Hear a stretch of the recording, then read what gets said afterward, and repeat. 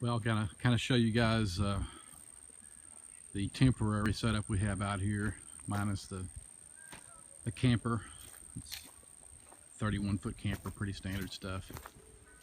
It's a lifesaver, actually. One of the best investments I ever made was that old camper. But we've got just a little setup here. Some bricks laid out. Little temporary pallet porch, and got the chuck box set up in there. Electricity, some fans, some refrigeration. Definitely a dry space. We can put pretty much anything in here, and it's weatherproof for the most part, rainproof. But this is kind of where I hang out. It's just obviously temporary. We've got our 10 by 20 garage here, or 12 by 20 garage, I think.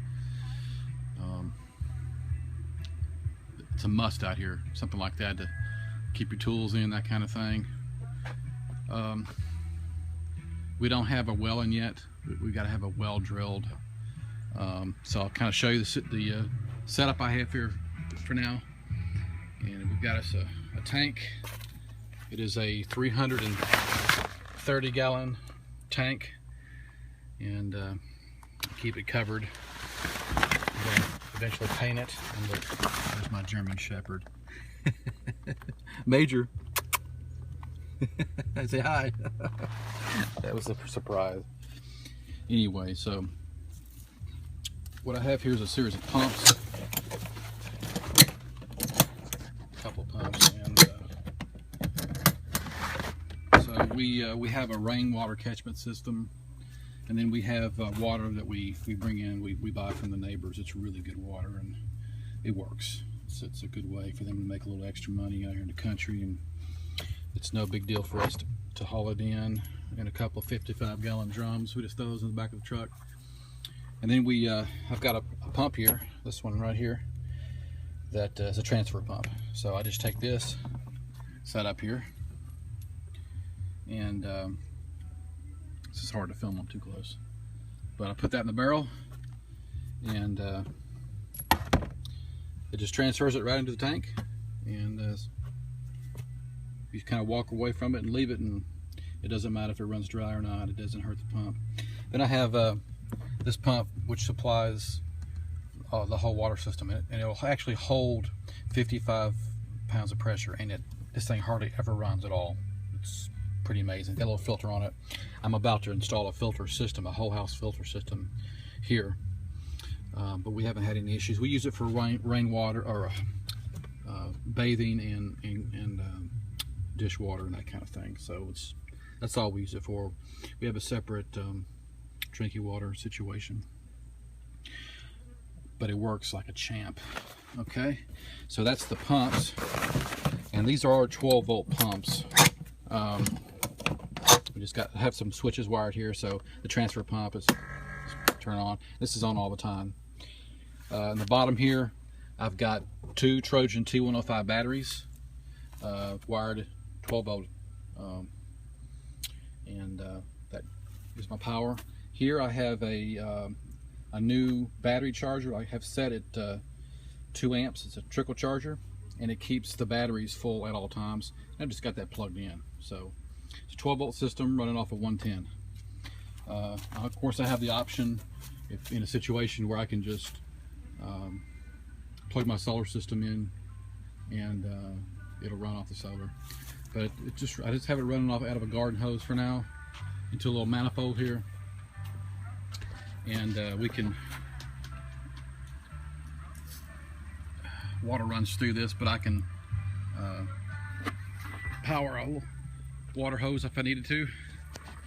That's pretty good.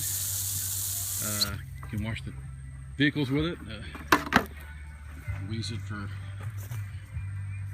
you actually forget you don't have a well. It's pretty handy. But then we just got to run it right into the back side of the camper there, and it works. I say it works, but doesn't look like much. But hey, I guess I'm officially a hillbilly now. But anyway, the rainwater system's pretty basic. I just went to Lowe's and got one of those plastic gutter systems, vinyl gutters, and put it up here, and put in one of these first flush things. This has a bottle at the bottom and it floats up, and it works great. Flows over. I've got that's vented. It's got a screen in it. I got a screen at the bottom, got a screen up here at this top part. I've had it up for 3 weeks, 4 weeks. Works good. Can't complain. It will do until we get the well drilled. Reason why it's taking a while is because we do everything in cash, and you know, when you don't have an extra 4 or 5 grand laying around, you got to save for it. So it takes a little time. But we work a composting toilet. Probably show you that pretty quick. And we have another. We have a septic system here as well for the camper, but this is just extra, and it's a sawdust toilet. We wanted to try one out, and it works amazingly well. I was blown away how this stupid thing works. It does make me wonder why we use septic systems. It really does. But anyway, out of the dark here. We'll walk, take another walk here. This is, I needed to store these bricks somewhere. These are actually fireplace bricks that are over 100 years old that we're standing on. And I needed a place to store them. I said, hey, let's just throw them down and walk on them until we need them. So, beats having to buy more stones. But it's a beautiful day here on this Sunday, end of July. Another project that I just started yesterday is a chicken run, a chicken coop. I just started it, so I'll show you guys what I got so far.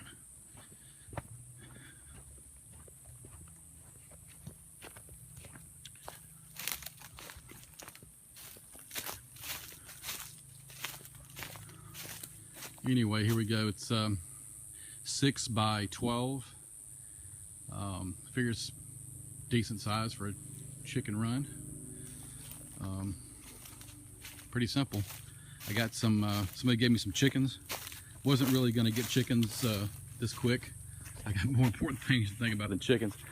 But I figured, you know, I probably put a coop together for, I don't know, $200 or $300. But they gave me 7 chickens. I'm not exactly sure what they are. And then a bunch of this screen here, this chicken screen. It's quite a bit of it here. 4 rolls. So should be enough to do this with. So I figured I'd take advantage of what somebody gave me for free. But it was fun to put together. If it wouldn't be funner if it wasn't so dang hot. It's been in the mid 90s and extremely high humidity, 80%, 90% humidity. Just too hot. But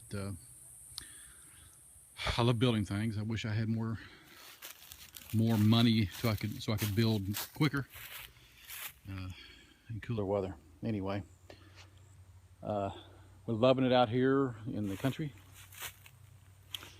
We have we just enjoy being out here. All of us do, especially my dog.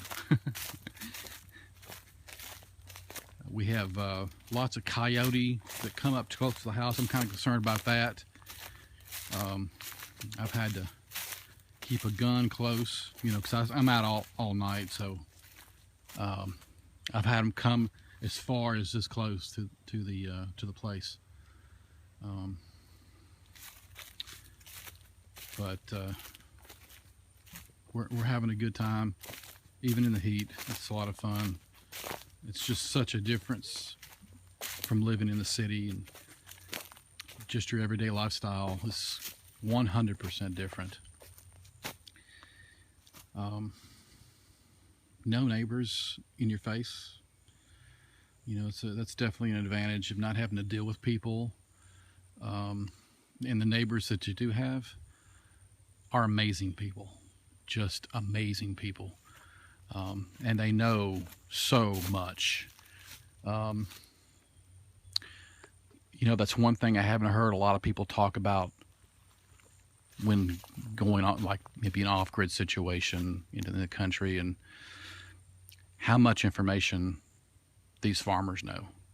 These people have been here, you know, my neighbors have been here their whole life, and they've got massive gardens. Their regular garden is, you know, 2 acres. And buddy, let me tell you something, they bring over food. I mean, we can't even get any more vegetables in our freezer.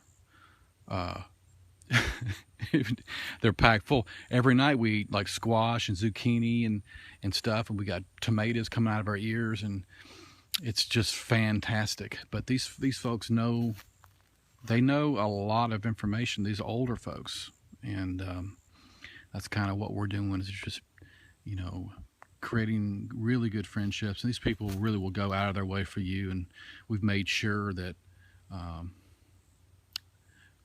we've done a lot for them, you know, baking them bread and baking all kinds of goodies. And my wife bakes stuff from scratch and just done a lot of work for them. We donated money for horses and that kind of thing, and horses that we've got a neighbor that has a lot of horses, what I think is a lot, over 20 horses, and you know, he takes a lot in just because there's people that can't feed them.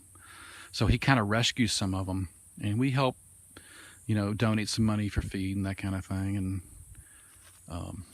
they appreciate that kind of thing. And it's out here in the South, especially, the neighbors are all really there for each other. They help each other out, and it's a lot of bartering up here. You help me do this, I'll help you do that, and that's just the way it's always been. It's something that we all should do, even if you live in the city, you know.